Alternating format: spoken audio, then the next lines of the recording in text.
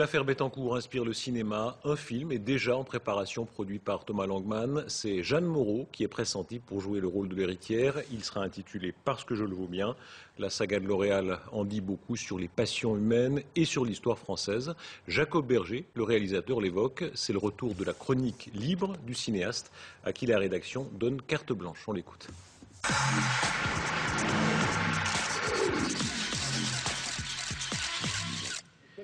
Vous connaissez l'histoire de Dédé l'arroseur?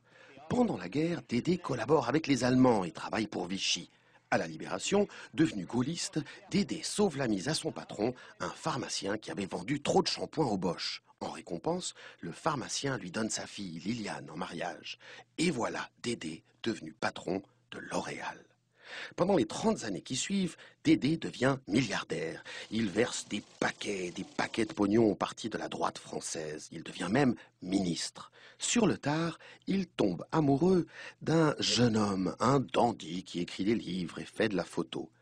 À la mort de Dédé, la femme de celui-ci, Liliane, alias Lily Mise en Pli, lègue au dandy 1 milliard d'euros. Non, pas 1 million, 1 milliard. Pourquoi? Mais parce qu'il le vaut bien. Et Riri la praline, vous connaissez?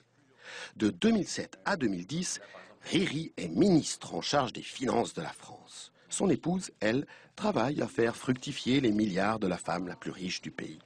C'est alors qu'on découvre que le ministre, qui est aussi le trésorier du parti du président Speedy González, aurait reçu 150 000 euros de la femme la plus riche du pays, à la veille des élections, et au black.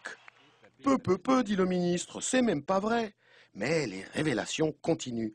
Riri aurait refilé une légion d'honneur au gestionnaire de fortune de la femme la plus riche de France pour le remercier d'avoir engagé son épouse. Ouïe, ça commence à sentir la boîte à biscuits pour Riri la praline. Et Flo, chapeau pointu, vous connaissez? Flo, c'est la femme à Riri. Comme il est maire de Chantilly, Flo, elle a un truc pour les chapeaux et les chevaux. Avec ses copines, l'héritière Lacoste et l'épouse PMU, elle crée une écurie, l'écurie Dams. Et oui, depuis que le président Speedy González a institué le bouclier fiscal, on peut acheter des chevaux de course avec l'argent des impôts. Peu, râlent certains députés. C'est pour créer de l'emploi, le bouclier fiscal, pas pour s'acheter des chevaux. Taratata, répondent Florence Chapeau Pointu et Édouard de Rothschild, patron de France Gallo. On fait ce qu'on veut. Et devinez où elle bossait, Flo Chapeau Pointu, avant cette sombre histoire? À France Gallo, pardi. France Gallo, dont les profits se sont envolés depuis que Riri a légalisé les paris sur Internet.